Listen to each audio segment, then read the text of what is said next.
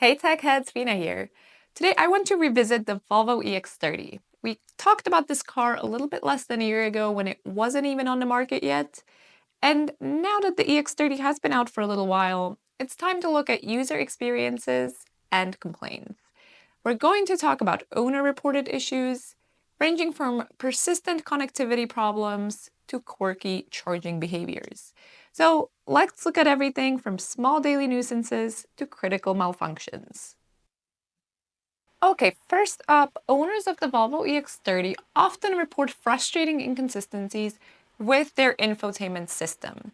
So imagine starting your morning ready to drive off to work, only to find your car's central hub unresponsive and unable to connect to the internet.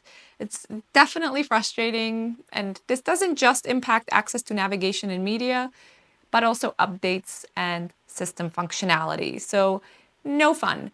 Luckily, there is a fairly easy fix. So, how do we resolve this issue? Essentially, we're going to do a good old-fashioned restart.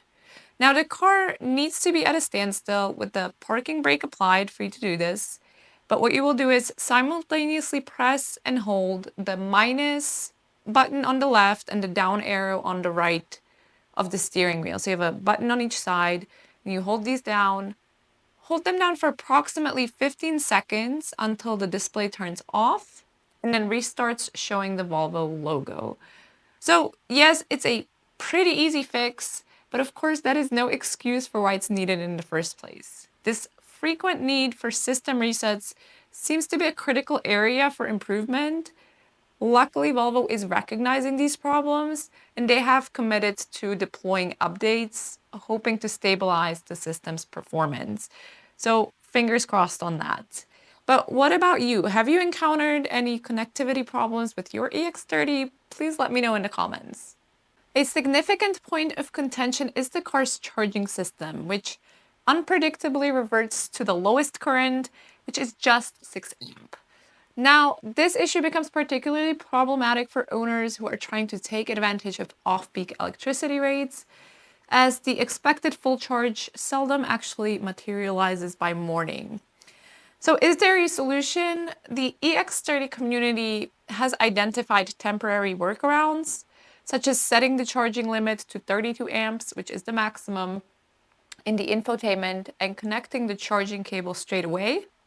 And this should then stay at 32 amps until the charging cycle has finished and the vehicle has gone to sleep. Alternatively, you can go into the charging menu and select the charge limit to 32 amps when charging has started already. And you can see in the top section the time till charge and the current that the vehicle is charging to. Now, other owners do report that it doesn't work when they're using the proximity fob, and that it only works if they just use the key cards to lock and unlock the car. So it seems like if you let the proximity fob anywhere near the car, it will occasionally wake up the car and reset the charge limit. So that may be an issue. You might want to keep an eye on that.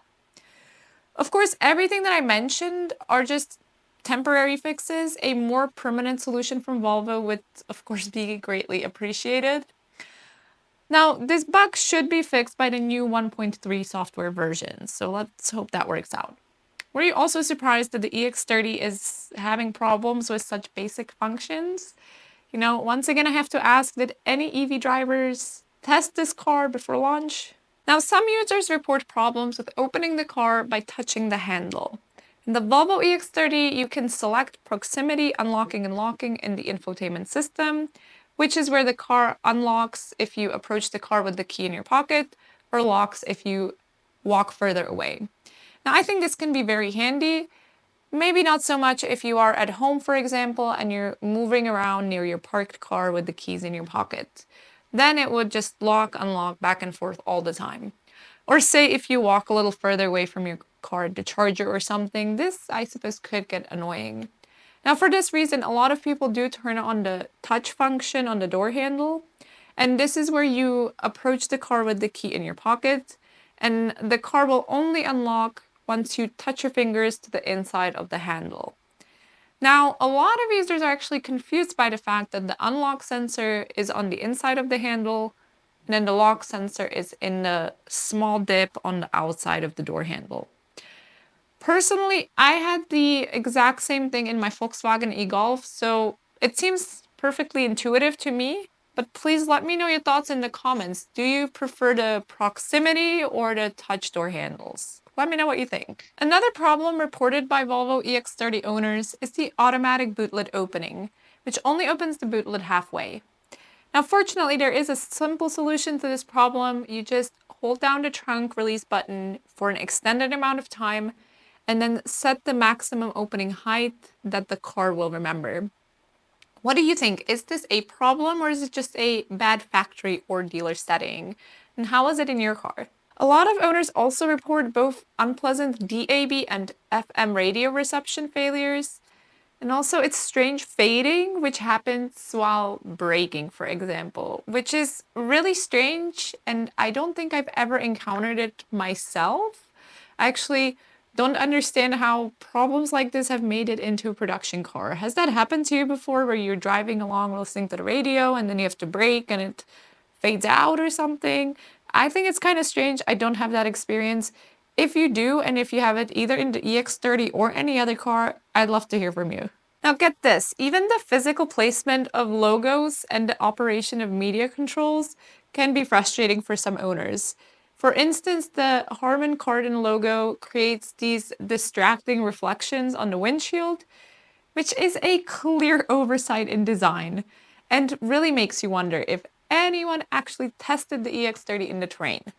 So owners solved this problem by blackening the logo with a dark alcohol marker, which is okay, but I would say kind of a ridiculous thing to have to do in your brand new car. Next up is the media system's failure to automatically pause or stop during key transitions, like door opening, for example, which runs contrary to user expectations based on experiences that they've had with other modern vehicles. So that's a bit of a fail. One owner actually noted that the car does things exactly the opposite of what you would expect. So you do just have to manually stop the media by pressing the pause button before or upon opening the door. Of course, it's just a mild annoyance, but like, why? And now for some good news, Volvo has released a new software update, version 1.3, which is set to address over 170 bugs. Though as we know, these updates are sure to bring some new ones along with it. But we shall see. Stay tuned to my channel. In my next video, we will go over in detail what all Volvo has fixed in the new software and what experiences the first owners who received the new software have had with it so far. Please let me know in the comments if you've received the OTA update yet, and what is your first impression? I would love to hear it. I still think that the Volvo EX30 is a nice ride and a step in the right direction for affordable electric mobility, but the array of technical issues that we discussed really highlights significant areas for improvement. Let's hope that Volvo is taking note and addressing these concerns. As electric cars become more widely adopted, it's really important to iron out these kinks and provide an excellent user experience in order to get more and more people used to this technology. And I will keep an eye on this and also do some more research to see what steps Volvo is taking to solve these issues. As always, I would love to hear from you. Please let me know in the comments if you have any personal experience with the EX30, if any of these issues would be a deal breaker for you. Perhaps you have some tips for drivers, or just overall, what do you think about all this? Of course, don't forget to like, subscribe, and hit the bell icon for more detailed reviews and updates on electric vehicles. As always, thank you all for watching, and I will catch you next time.